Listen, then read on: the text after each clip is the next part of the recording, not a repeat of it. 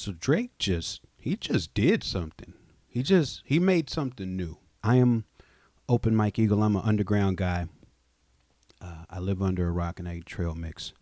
And I'm poking my head up because there's another rap conversation. This time is Drake or his producer Conductor Williams released a freestyle he did that is being called Fighting Irish. That's what the internet says. I don't know if Drake chose that title. I'm not sure, but that's what the internet says it's called. And me being an underground rapper who lives under a rock and eats trail mix, I oftentimes have to go with what the internet says because I don't know things. I'm going to give Drake some props here. And I say this from a risky position. I was on a convention of smart people the other week called Culture United, and I stepped out on this ledge and I said that Drake might be a better songwriter than Kendrick, and I watched my world burst into flames. I meant specifically in the arena of writing hit songs, but I did not include all that context when I made my statement. That was a bad night. But in this instance, I'm going to say this. As an underground rapper, and I say this to people just to set the table, right? You have your Drakes and your Kendricks and your J. Coles and your Joey Badmans. These are all great people that do great things in rap music. I'm not necessarily fans of any of them. I live under a rock. I listen to Homeboy Sandman, and I listen to Rap Ferreira, and I listen to my own music. 2025, that's what we're doing. Normalizing, listening to your own music, and being okay with telling people that that's what you like the best. But as an underground rapper, I'll tell you this. We appreciate innovation. Drake has invented something here. You've heard of the victory lap. When you do something good in rap music, sometimes you release a song celebrating it. Drake lost the battle and released a song. He has invented the defeat lap. Nas has rapped as a gun. Organized Confusion rapped as fetuses one time. I have a song where I rapped as Juggernaut from the X-Men, and I recommend it to anybody, but I've never heard anybody do a defeat lap. I've never heard anybody preside over their own funeral in song form before. So on behalf of people who claim to enjoy innovation in rap music, I must give him props and respect for that much, at least. And look, America and Canada, I understand that you might not want to hear the insight of an underground rapper. I'm broke, I'm old, I eat trail mix. I understand. But I do think this might be valuable insight. In fact, Drake, I got a proposition for you, but more on that later. Let's look at some of these lyrics. The first thing that struck me here is after this first part, the summer is over, I missed it, burrow with smoke and I kissed it. Ferris showed us the renders for Texas is unrealistic. I already like this flow. I gotta admit, I'm already into this flow. Cut him a check because I hate reviewing the budgets and limits. After budgets and limits, the entire rest of this song, the entire other 2 3/4 verses, he is on the same rhyme scheme. Now, I'll tell you this, America and Canada, this is a double-edged sword. For positives, it's very impressive to keep hearing the same exact vowel sound pattern with all of these different words, especially given that he's having very intense conversations about his own feelings about losing this battle and losing friends and covering a lot of ground while using the same syllables. That's a positive. The negative is when you try to use the same syllable structure for an entire song, you end up saying some things that real people would never say because you're trying to fit in a structure. So every now and then I'm going to point out one of those uses of something ridiculous, saying something absurd, saying something a person would never say, and I'm going to throw a rap flag. The world fell in love with the gimmicks. Even my brothers got tickets. Seemed like they loved every minute. Just know this shit is personal to us and it wasn't just business. Now, I'm going to give you another insight here. You know, when you come to the Open Mike Eagle YouTube channel, occasionally I'm going to give you an industry secret. And I'll tell you this. With the scheme that he's using, the scheme, he leans on the word wasn't a lot. So we'll be able to count the wasn'ts as we go through this. And so the first one was here. Just know this shit is personal to us. It wasn't just business. Analyzing behavioral patterns is somewhat suspicious. I think that's a funny line because it's got me asking: is the analyzing of the behavioral pattern suspicious, or is the behavior itself suspicious? Niggas was never happy for me when I run up the digits. So when I'm breaking world records, still as I guzzle again. It's first thing here. People weren't happy for me when I run up the digits. What it sounds like he's saying there is y'all are happy for Kendrick when he does good stuff, but nobody's happy for me, Drake, when I do good stuff. And I think, there's going to be some moments in this where I feel like if I were to have a conversation with Drake, if he were actually interested in the answer to why he's not celebrated the same way Kendrick is, I'd have to say, hey, Drake, first of all, you're not very likable. There was the time when you were, and now you're not. And maybe you should do this thing that you hate to do, which is take accountability for choices you've made that have put you in the position that you are in. But when I'm breaking world records still as I guzzle again, and see, that's a half a flag, because I know he don't be sitting around drinking Guinness. Like, he's a champagne poppy. He's not the Guinness poppy. He's only saying that. Well, there's two reasons he's saying that. One, fits great with the scheme, guzzle a Guinness. Two, it matches with world records. So that's cute. But I don't think it's true. And I don't think that if he were writing this song, he would ever say, as I guzzle a Guinness, because I don't think he does that. You would even check up on my son like a pediatrician. So he kind of went away from the rhyme scheme a little bit, but I'll give it a pass because I do like check up on my son like a pediatrician. I like that. Sure, convinced the gang this shit was rooted in love when it isn't. Show me how different we are. There's blessings in juxtapositions. That, to me, is the best line in the song as a rapper, because juxtaposition is a real word and it's real syllables, and how you really pronounce it fits perfect with the scheme. Figured we was always going to be close like ovens and kitchens. I'm throwing a whole ass rap flag on ovens and kitchens. I'm throwing a whole rap flag. I'm throwing a whole flag. If I had a bag of rap flags, I would empty them out on the rap football field for gonna be close like ovens and kitchens. That's not a thing a person would say. Okay, now I get that ovens are inside of kitchens, and I get that's technically close, but you're describing a thing that's inside a thing. You're not saying that you were inside your friends. I don't think that's what you're trying to say. So ovens and kitchens in that context is ridiculous. I was sadly mistaken. The loyalty wasn't a given. That's another wasn't. And niggas cried the blues for you, saying it wasn't malicious. There's another wasn't again.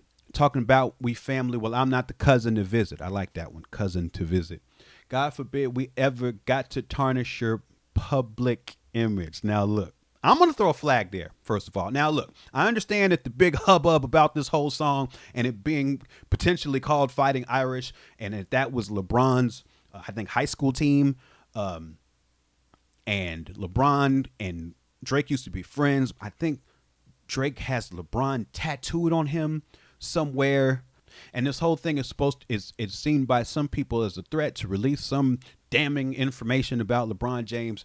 And I understand that all that is salacious and worthy of those headlines. But I'm going to tell you this from a rapper position. This one is a flag because the whole scheme is it. So even if when you listen to the song, he says public image, public image. Like PUBBALIC, public image. I don't know about that one. I like the sentiment, but I think you had to stretch the word there, and you can hear him stretching it. You can hear him stretching it. Public image. All that brother talk as if I really discovered a sibling. 6 degrees, my memories retrieving our humble beginnings. Niggas wanted trouble, grabbed the shovel and dug up some ditches, covered my body in dirt. That wasn't me. That wasn't me. That was a body double. We've done dozens of switches. I like that. That's good. That's good. He's presiding over his own funeral, which is a mind-blowing thing for me. But that's a good bar right there. Niggas tried to light the front gate up. It wasn't for Christmas. I said a prayer that morning for Sean, and it wasn't religious. I don't know if Sean is the person who got shot at his house. Maybe. I have no idea who Sean is. That Sean that I'm looking at is spelled like Sean Combs, but this could just be any random person or genius. There's a bunch of ways to spell Sean, so we don't know. But also, what kind of prayers aren't religious? I was sitting here trying to think of a prayer that's not religious. Also, that's another wasn't. So that's like our fourth wasn't. It came from a place of desperation and utter submission. Rapping was over for now. It came like a sudden decision. I don't give a fuck about you snakes and these other musicians. Niggas started fucking with my family. I'm going to prison. That's a great departure from the ittin'. Going to prison. That's a good one. That's evocative. That's a thing you can say and sound like you mean it. I like that departure. We all crashing out together, my brothers complicit, who put a pipe bomb in your trunk and it was an exhibit. I like that because that's like a Pimp My Ride reference. Trying to blow the doors off that bitch when you touch the ignition, but then I got to remember who made this shit come to fruition. Now, one thing I think is interesting there is that he has filed a pre-lawsuit motion to UMG for promoting a song that was full of falsehoods. I wonder if he's now worried about saying things that aren't true in his own rhymes. Because that sounds like a threat. That sounds like he might have been threatening somebody. So now, are we going to have lawyers looking at his bars too? I do think that's something he has to consider now. Who's got the most to lose and who's in that other position? Signal conversations, boy, I hope they got double encryption. I hate to see the empire crumble on judges' convictions. This nigga pulled a rabbit out the hat and y'all love a magician. It's funny to see y'all rejoicing and hugging and kissing. That one made me laugh. I think that was funny. What are we celebrating? I'll rent out the club in addition. Nothing was the same, but all you bitches and nothing's forgiven. But next time, bury me in gold. My blood is Egyptian. The Dennis James come out when the vodka's flooding my system. I don't have a drinking problem. I got a subtle addiction. I got my father's habits and I got my mother's permission. I like that too. That's good writing. My dad has another child. I told him that wasn't my sister. Now, see, first of all, you have is that fifth wasn't? Is that our fifth wasn't? And second, what did this girl do to you? Remember, Drake, part of the reason that people aren't celebrating your wins is because you're not as likable. This is the reason you're not likable. Do you remember in the Pusha T battle? This is how you got in all of that trouble in the first place. Denying family members, okay? You got to keep these things in mind. You got to add somebody to your team to help you keep some perspective on things, okay? What did this girl do other than be born? Grew up with dozens of Jews in churches with dozens of Christians, also developed a deep respect for the Muslim religion. I don't even is that pointed at anything? I mean, it sounds good too, but I thought he literally had a Jewish parent and a Christian parent, so the Muslim thing, I don't. But again, underground rapper, sorry, I don't know stuff. Y'all be mad at the comments about stuff I don't know. I'm telling you up front, I don't know anything. I'm staring at my daddy while y'all tell me I wasn't that nigga. Okay. He ended on a defiant nigga too. Shout out to What's the Dirt. I'm counting wasn'ts over here. So this is what I was thinking too, right? I did this for free. By the way. I added a couple missing bars to the scheme. I heard that sometimes Drake, according to Kendrick, he sits around with people and shares bars like a two-man cell. So if I was in the room and I was being paid, of course, because I would never do this for free like I'm about to do it right now, I wrote some alternate bars because I'm sure some of these bars, especially as this has been deleted, the plan was for him to refine some of them so maybe he wouldn't say ridiculous things like we're close like ovens and kitchens. So I wrote some more bars so you can add to the pile. Okay, here we go. Me and DeMar DeRozan was double mint twinning. I found a motion and I hope that the government listens. Pour me a vodka soda with bubbles and lemon. Who's the producer? Shout out to Conductor Williams. See? I did the public image thing like you were doing. But then I added a shout out to the producer too. And this is what you also could have done. Okay? In the name of taking accountability, you could have ended any one of these bars with, I fucking admit it. Okay? I made some missteps. I fucking admit it. I was fucking around with my homies' girls. I fucking admit it. I said inappropriate things to underage girls. I fucking admit. I mean, and please, nobody clip that and take it out of context. I'm just saying that's what you could have said. And I know legally that puts you in a tough space, but I'm just saying, if you're wondering why people don't celebrate you like they celebrate Kendrick, is because you would never say that you fucking admit anything in any of your bars. You must learn to take accountability. And again, I understand. Who wants to hear from a broke old rapper that lives under a rock and eats trail mix? But like I said earlier, I have a proposition for you. I think the problem is that maybe you've been rich for too long. I know everybody wants to get rich. I'd like to have more money than I do. But I think part of the problem here, remember, you used to be kind of likable. Now people don't like you as much. I think part of the problem is that you got rich, stayed rich for too long. Okay? So this is my proposal to you. This is my modest proposal. We should do like a trading places thing, like that Eddie Murphy movie. I'll be rich for a while, and then you can be broke and live under a rock and eat trail mix for a while. Like it don't have to be that long. Like maybe like 2 years, right? It'll be good for you because you can learn some humility. You can get your perspective back. And by George, I think you can fuck around and find yourself likable again. And me, I need the finances. So I think this is a win-win. I just ask you to consider it. I heard what Open Mike said and I fucking considered. Like and subscribe, homie, friend. It's free. Stop playing.